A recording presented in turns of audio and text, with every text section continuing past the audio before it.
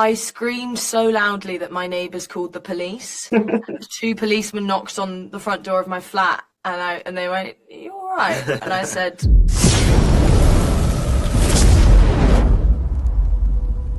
Hi, how are you guys? We're good. How are you?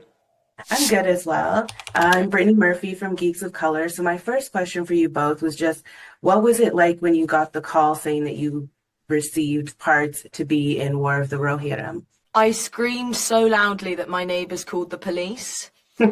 Two policemen knocked on the front door of my flat, and they went, "Are you all right?" And I said, "I've just got a job." And they looked at me like I was insane. But hopefully, if they see the film, they'll understand my excitement.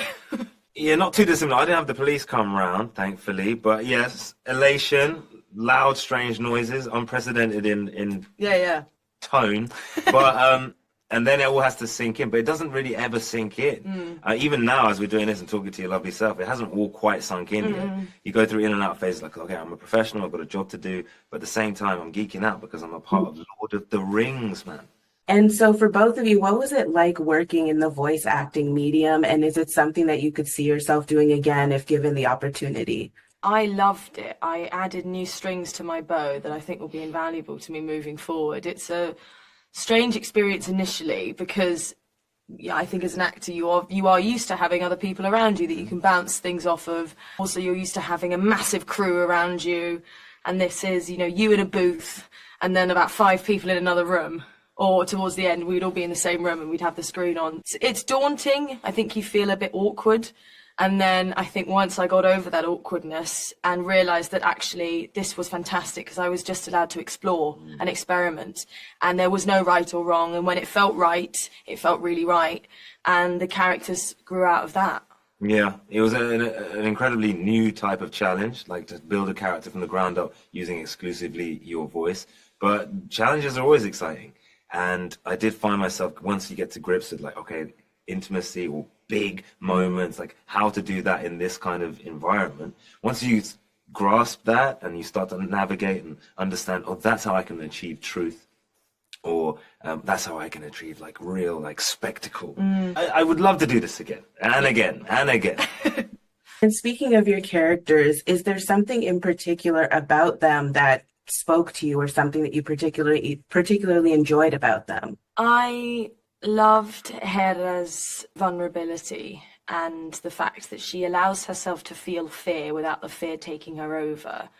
She sits in these sort of very hard emotions and is able to draw strength from them and then sally forth and come out the other end still remaining in the light and remaining true to her morals and not turning to the dark as some other characters do. Yeah, I mean, Freylaf's a man of principles, and he sticks to them, which is very admirable.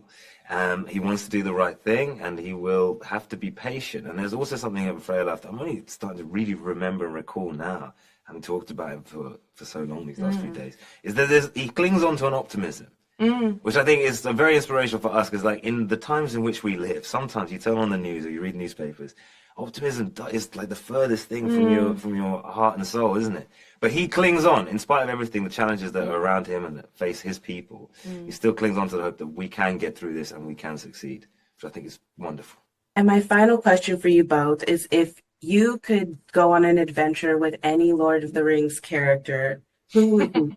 I mean, I think the decadence of Gimli I love. You love Gimli. I love Gimli. I'm love sorry. Gimli. I like the idea of being sort of shown all the underground passages, and I like the idea that it feels like he really knows how to have a good time. Do you know what I mean? Absolutely, fundamentally, yeah. Salted pork. He loves salted Whoa. pork.